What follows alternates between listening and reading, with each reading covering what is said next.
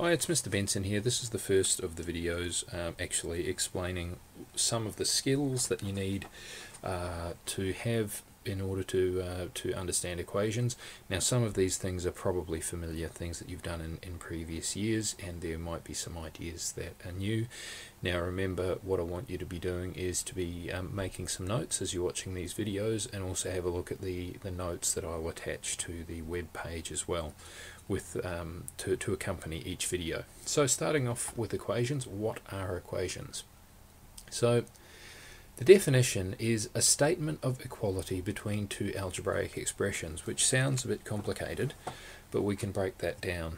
So we'll start off with an example. Now, you've probably seen this before. This is the equation that lets us calculate the circumference of a circle. So the parts of a circle that we, or the part of the circle that we usually are told about in these sorts of questions, is the radius. So this is r here, and if we multiply the radius by 2 and by pi, then we get the value of our circumference. So when we say a statement, so this is a so this kind of whole thing here is a statement. So a statement of equality, again, we've got the equal sign in here. So there has to be an equal sign in something for it to be an equation. Now, between two algebraic expressions, expressions are combinations of pronumerals and operations such as multiplication. So on this side, we've got 2 times pi times r, which is our pronumeral, so that's an expression. Now, this is a really simple expression because it's just got one thing in it, but that's fine. So we've all seen these sorts of things before, and sometimes the language that gets used to describe them might be a little unfamiliar, but most of the ideas themselves really aren't. Okay, so an obvious part of this that you need to remember is that we're doing algebra, so we're using letters or symbols to represent quantities that we don't know, or variables. Now, usually when we do this, we use x and y in our calculations, but you can use any letter or symbol, and these are called pronumerals or variables, and I'll probably use those words interchangeably. Now, if you are someone who maybe finds algebra a little bit challenging, all I'd like you to keep in mind is that it's not really a terribly complicated idea if you try and relate it to some fairly straightforward examples. So the whole idea of algebra is that we have containers that hold certain amounts of things. So I might have a box here, and it might have a certain number of things in it. Now, in this case, it's got 10 objects in it.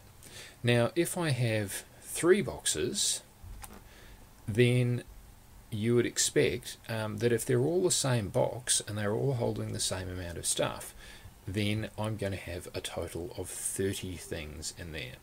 So what we might have in, if we're going to start to express these sort of things in terms of algebra, is the amount that I've got in a box equals 10. My bad, I've just done the wrong thing there, equals 10. And so if I've got 3 boxes, I might say that I've got 3x, and that's going to equal 3 times 10, which is 30. So all we're saying is that we have a label for a box that holds a certain amount of something, and when we have the same label, it's always going to be the same amount. So if I've got 3 boxes, they're all holding the same amount of stuff in them. Okay, linear equations. Now, I just want to quickly introduce this idea. Linear equations, which is the main thing that we'll be looking at, are the simplest equations.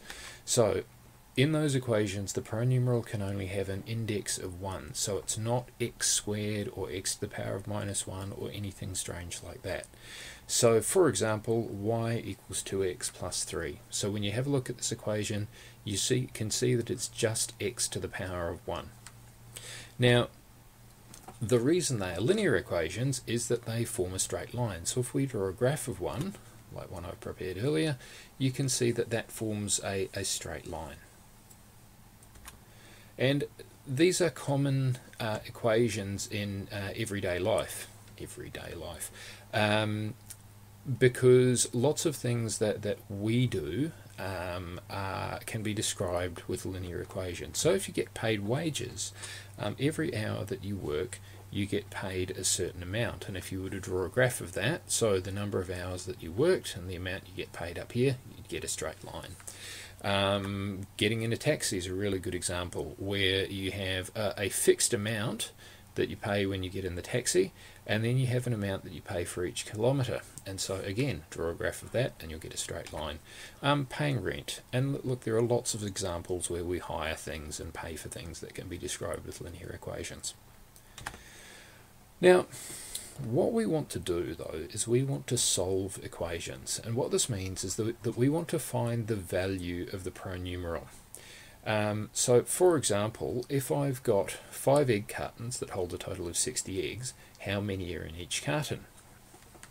Now, the way I'd express this if I was going to use algebra and equations, well, the first thing I have to do is I have to write an equation. So I have to write some expressions. Now, I've got my cartons. Now, my cartons are my containers. So they are holding an unknown number of eggs. Now, we're also going to assume that they're all the same. So each carton will hold the same number of eggs, which seems reasonable. So I'm going to call that X. So I've got X. That's the amount that can be held in each carton. Now I've got 5 of those. So the simplest way to write that is just 5x, not 5 times x. It's the same thing. Now I know that this equals 60. So then what we need to think about is how can we figure out what this is. And you could probably do it by guessing. If your times tables is good, you could work it out really quickly, because you're going 5 times what equals 60. And well, let's say my times tables aren't so good. Well, I know that 5 tens are 50, so it must be bigger than that. So 5 11s, well, they're 55, so I'm getting closer. And eventually I'd go 5 12s are 60. So you can guess and check. So that works. But what we're going to work on is better ways of doing this, or that allow us to solve more complex equations.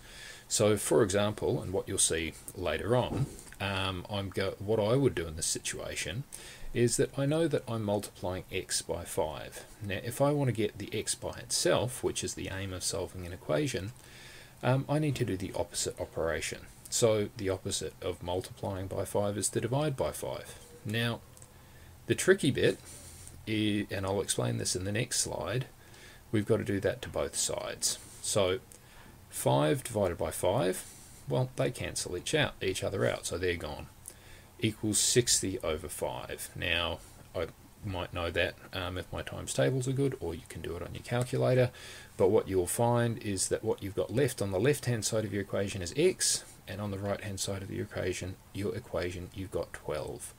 Now, this is a better way of solving equations, because as you'll see later on, it works for any kind of equation, but you get the same result. Now, what I want to talk about next is this idea about keeping equations balanced. And if we pop back to this example over here, whatever we did to one side of the equation, we had to do to the other side of the equation. And the reason we do that is that we have to make this equation true. Now, I'm just going to rewrite my original equation again. So I've got 5x equals 60. Now, we know, or we figured out that we think x equals 12. So the value of this number here should be 12 in order to make this true, and in order to make each side the same as the other. So let's try that. I'm going to go 5 times 12 equals 60, and what I get is 60 equals 60.